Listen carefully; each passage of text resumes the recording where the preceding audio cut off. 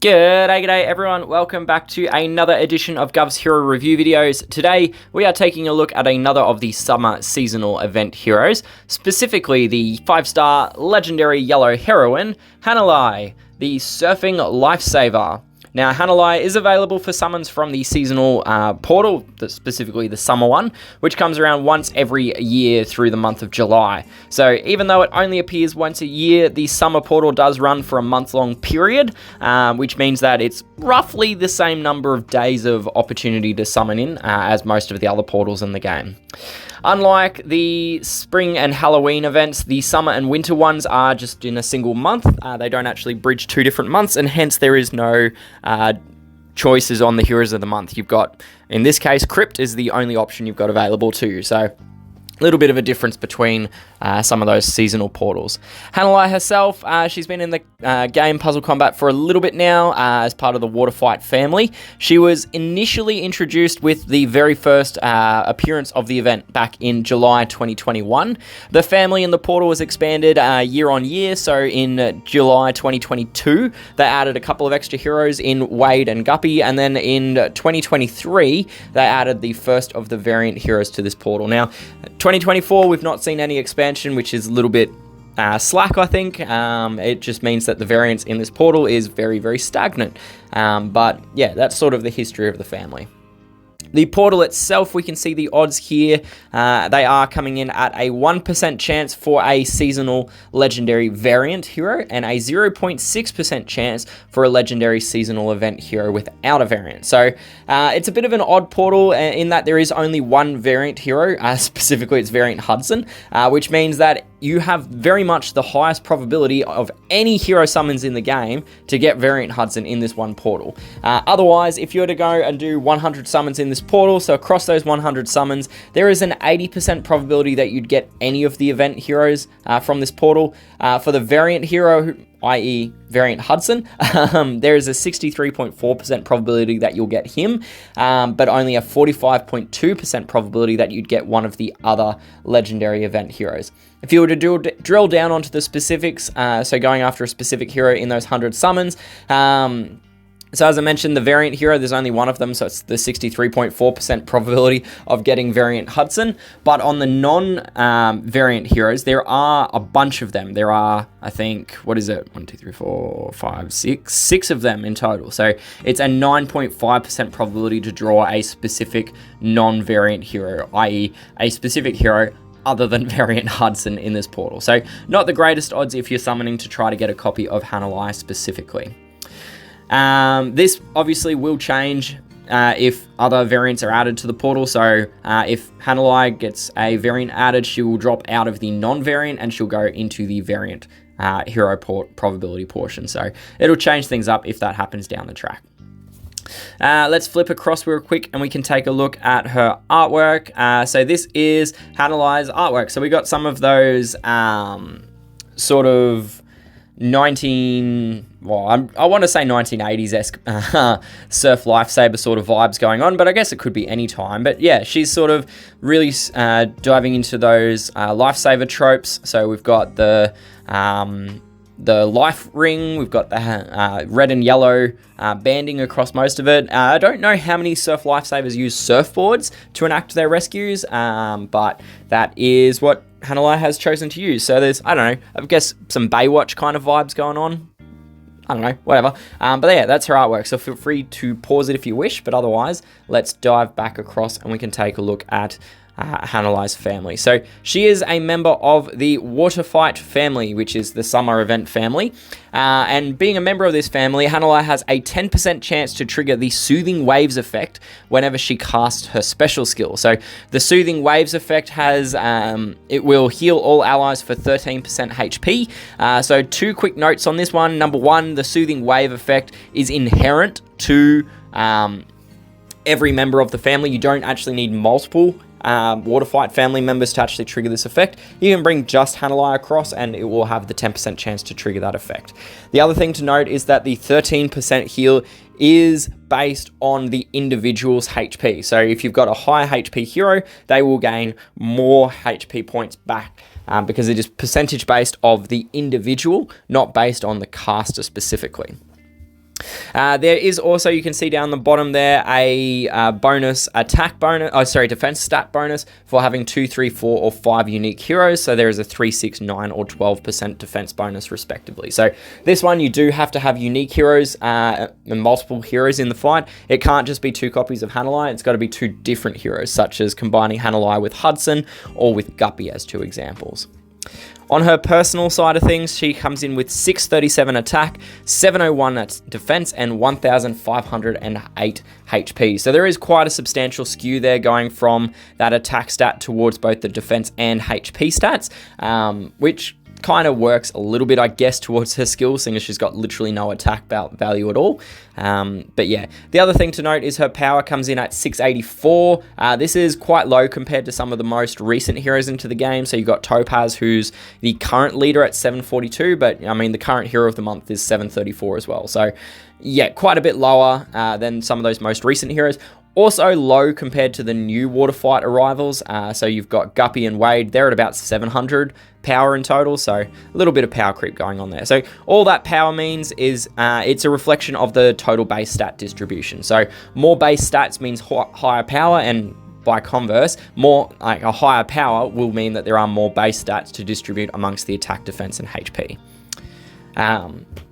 Yeah. Her charge speed, 36, and slow, which requires 12 tiles to charge or 6 ghosted tiles. This is only just within the 12 tile bracket, so speed 35 would need 13 tiles, 36 needs 12.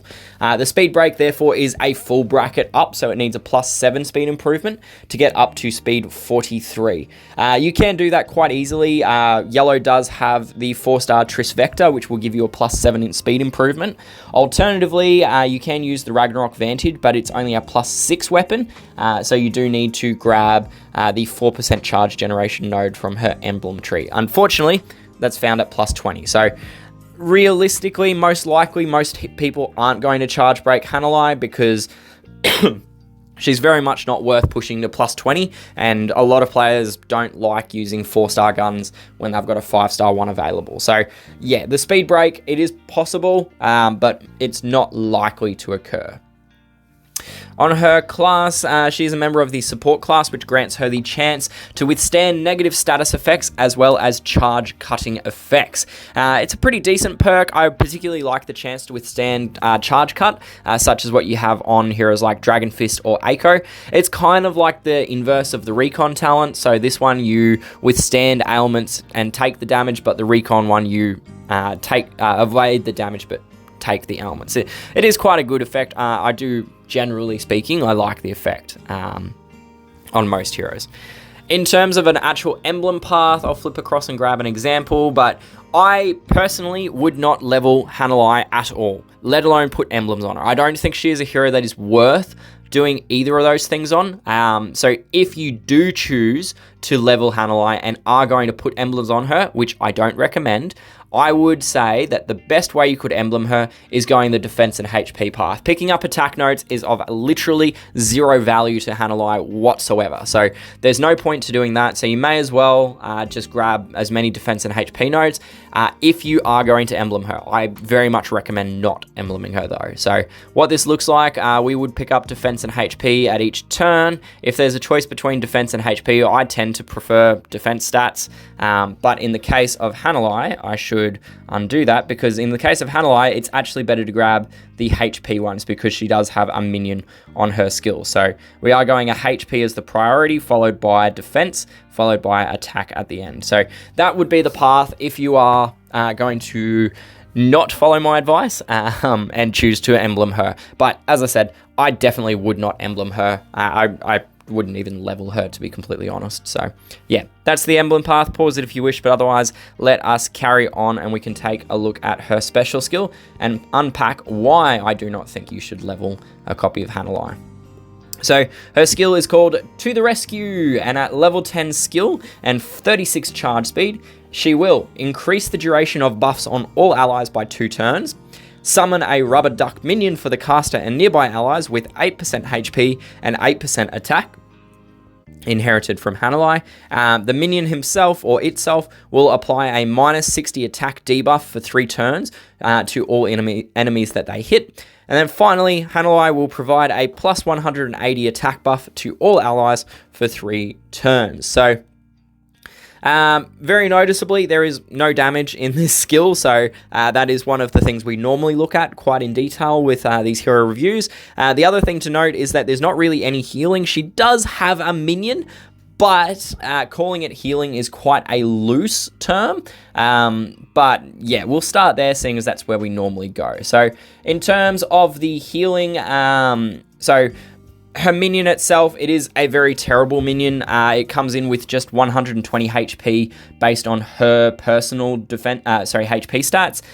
It is a very, very poor minion at the end of the day. 120 HP is not enough to really even ward off a single slash attack, let alone more substantial damage. So a standard slash attack from a 5-star defensive hero, it comes in between 125 and 150 damage. So Hanalei's minion, which is only 120 HP to start with, is not a very good option. So you can see on this list, the minion itself, it's way down the bottom. It is the second worst in terms of the minion makers in the game.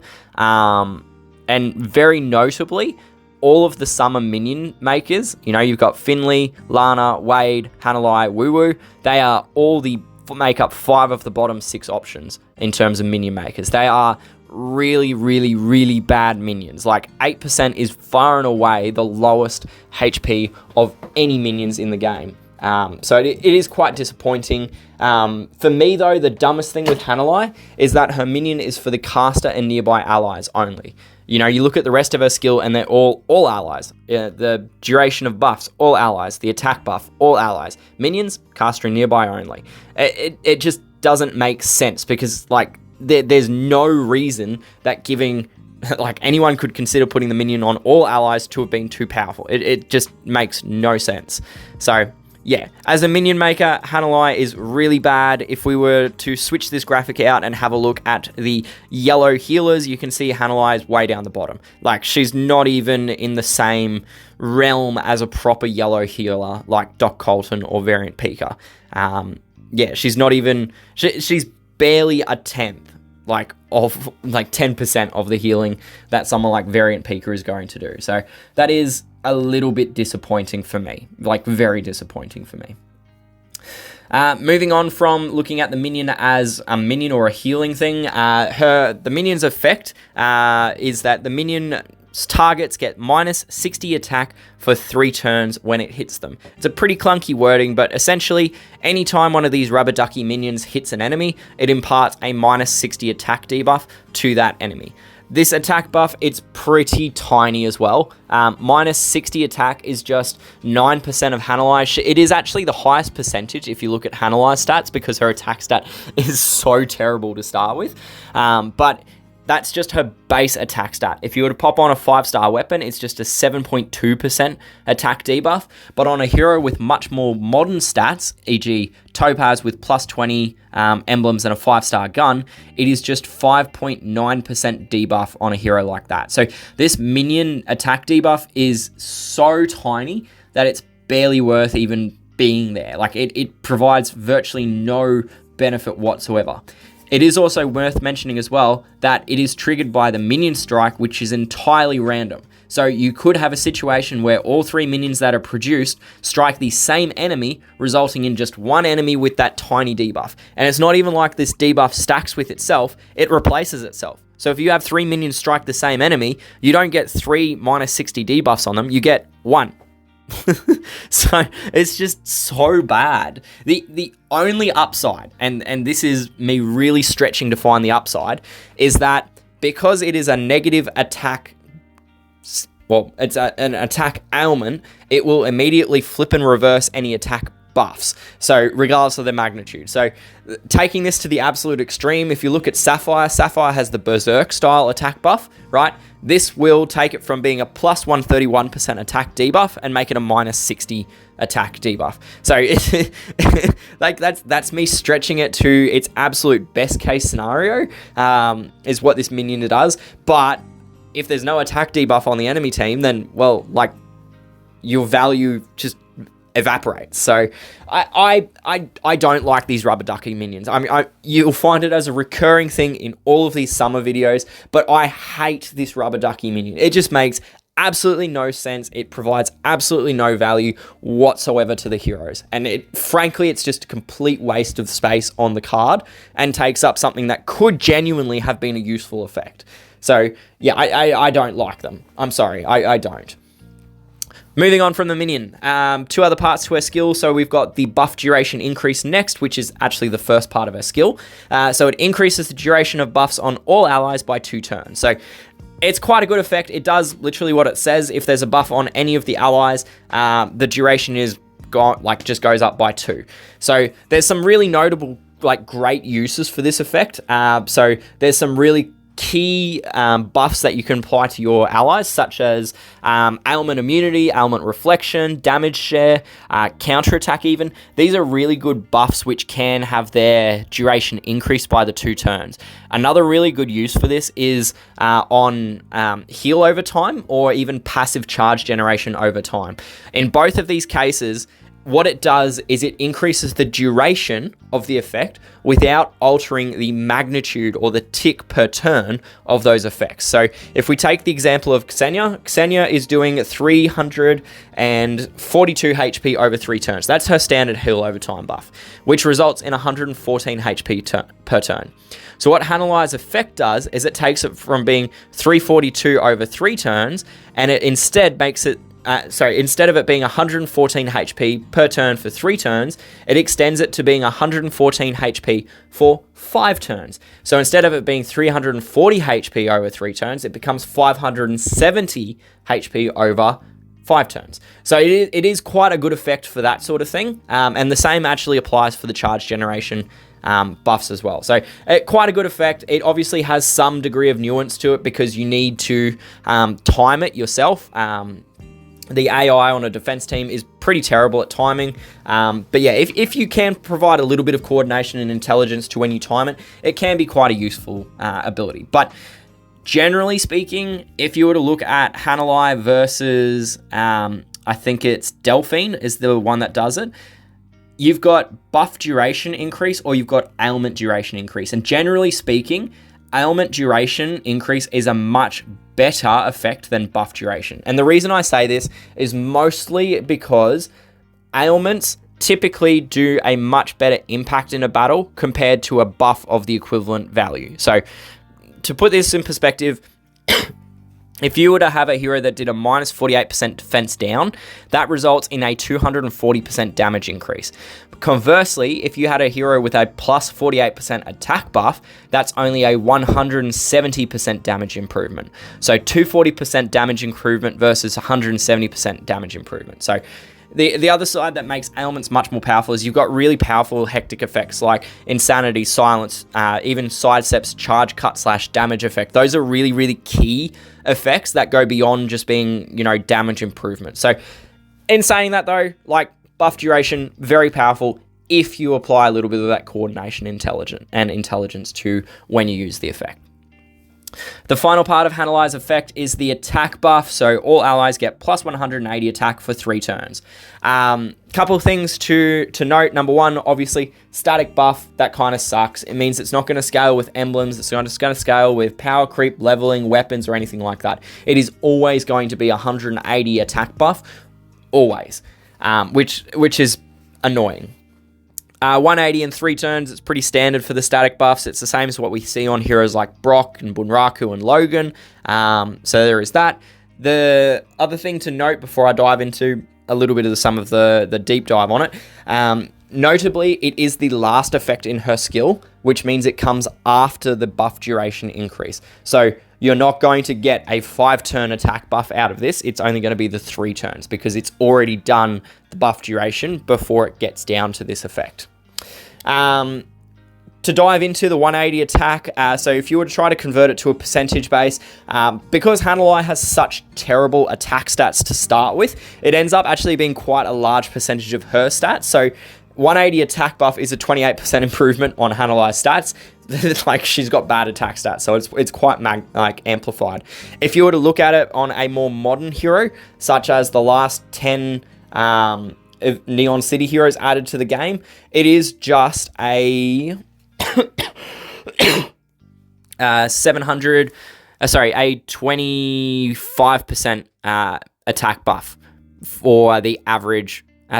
Where is it? There we go. 24% attack buff for the 10 most recent Neon City heroes added to the game. But that's without weapons and emblems and that sort of thing. If we added in 5-star weapons, it goes to being just an 18% attack buff. So, like, when you look at static buffs compared to base percentage buffs are typically like 44% or 46%.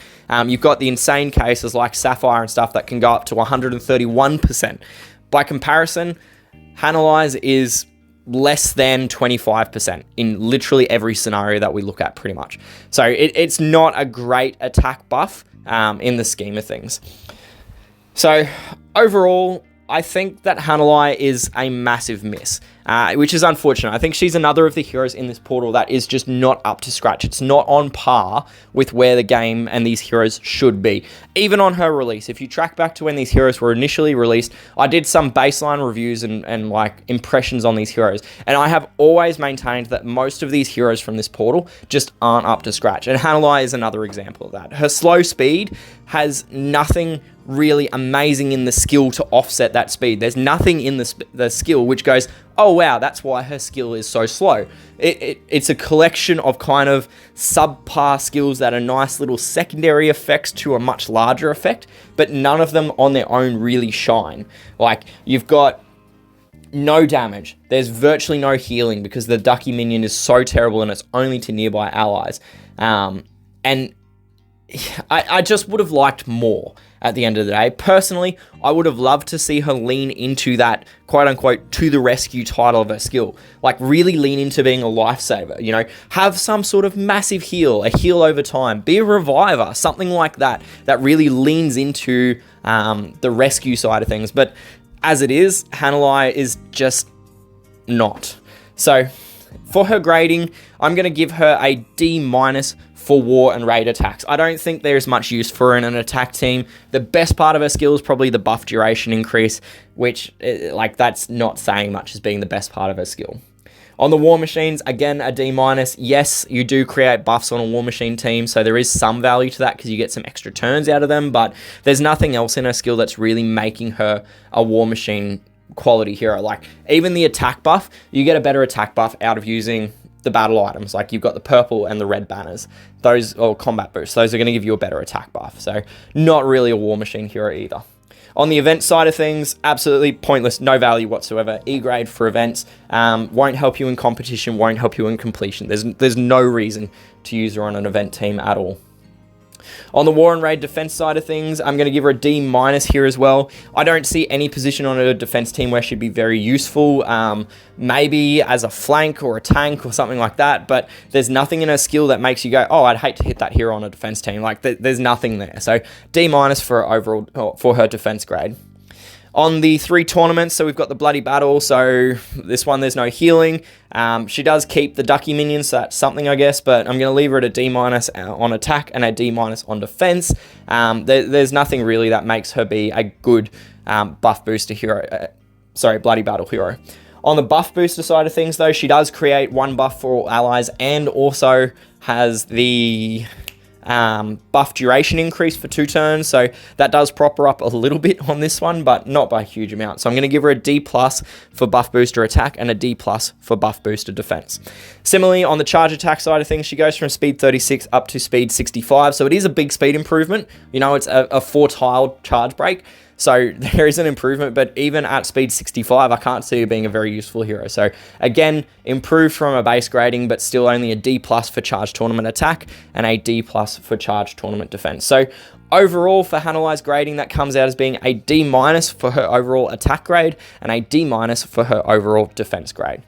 And that concludes the content that I have for this review of Hanalei. As always, these are just my personal thoughts and opinions on these heroes. I do value your own feedback on them, so please do jump down to the comments section, leave me a note. I try to read and respond as much as I can. If you did find this video to be good, useful, helpful, probably not given the subject matter, but as always, feel free to like it, subscribe to the channel, search around for a more useful hero review. There's heaps of other content on there, as always. So otherwise, that's pretty much all I've got for this one. Thank you once again for tuning in and joining me for this review. I do hope that I will see you again soon, but until then, good luck, stay safe, and happy gaming. Cheers, bye!